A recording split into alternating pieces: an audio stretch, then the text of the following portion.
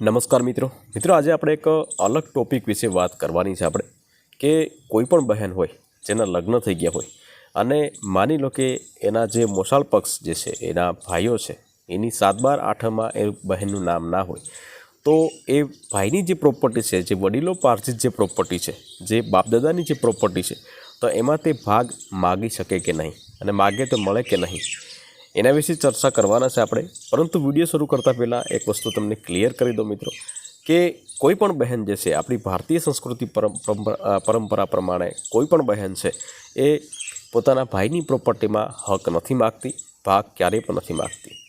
તે જ પ્રમાણે મામા ભાણેજના પણ સંબંધો જે છે એટલા પવિત્ર છે કે એ પણ ભાણેજ પણ ક્યારેય એના મામા પાસેથી પ્રોપર્ટીમાં હક નથી માગતો। એટલે બહેન ભાઈના સંબંધો જે છે એ પણ છે પવિત્ર છે અને મામા ભાણેજના સંબંધો છે, પણ એટલા માટે આ વિડીયો જે છે ફક્ત તમારી માહિતી માટે જ છે, એનું અનુસરણ કરવા માટેની કોઈ સલાહ આપવામાં આવતી નથી। તો વિડીયોમાં આપણે વાત કરીશું આપણે મિત્રો કે બહેનનું જે 7/12 નામ ના હોય તો એ પ્રોપર્ટીમાં ભાગ લઈ શકે કે નહીં। તો નમસ્કાર મિત્રો, આજે આપણે વાત કરવાના છે કે માતાનું નામ મોસાળ પક્ષમાં 7/12 નામ ના હોય તો તે અથવા તો તેના બાળકો છે એ મામા પાસેથી જમીનમાં ભાગ માગી શકે કે નહીં। તો સરળ ભાષામાં સમજીએ તો વડીલો પાર્જિત જમીનમાં પિતાની જે જમીન છે તો તેમાં દીકરો હોય અથવા તો દીકરી હોય એ સરખો ભાગ છે, મતલબ કે બંનેનો હક એક સરખો છે, એમાં કોઈ ઊંચ નીચના ભેદભાવ જે છે નથી। એટલા માટે દીકરો હોય કે દીકરી હોય બંને ભાગ માગી શકે છે, પરંતુ એનું 7/12 નામ હોવું જરૂરી છે। ત્યાર પછી આગળ વાત કરીએ મિત્રો તો 2005નો જે નવો કાયદો જે આવ્યો હતો તો તે પછી દીકરો અને દીકરી જે છે એને સમ રાખવામાં આવ્યા છે। તે પછી દીકરીના લગ્ન થઈ ગયા હોય તો પણ એ પિતાની જે પ્રોપર્ટી છે, ભાઈની જે પ્રોપર્ટી છે તેમાં એ ભાગ લઈ શકે છે।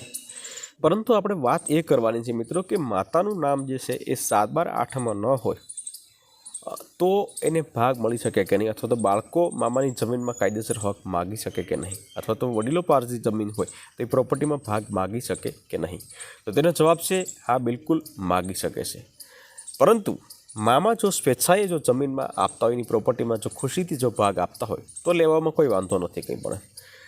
માતાનું નામ 7/12 ન હોય અને જમીનમાં જો ભાગ લેવો હોય તો તેને ઠોસ પુરાવા રજૂ કરવા પડે અને એ પણ તમારે સિવિલ કોર્ટની અંદર તમારે જવું પડે મિત્રો। એક ભાઈ સાથે બહેને કેસ કરવો પડે અને ત્યાર પછી એ કેસ જીતો તો તમને એ સહાય જે છે, એ પ્રોપર્ટી જે છે એનો ભાગ મળી શકે છે।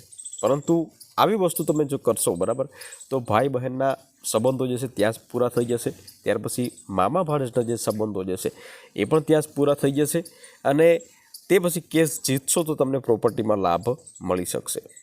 સાથે સાથે સમાજમાં પણ એક ખોટો દાખલો ઊભો થશે મિત્રો કે ભાઈ આ પ્રમાણનું કર્યું છે તો એ તમારો જે દાખલો જે છે એ બીજી બહેનો લઈ અને એ પણ પોતાના ભાઈ અથવા તો પિતાની સાથે આવું કરી શકે, એટલા માટે એવી કોઈ સલાહ આપવામાં આવતી નથી।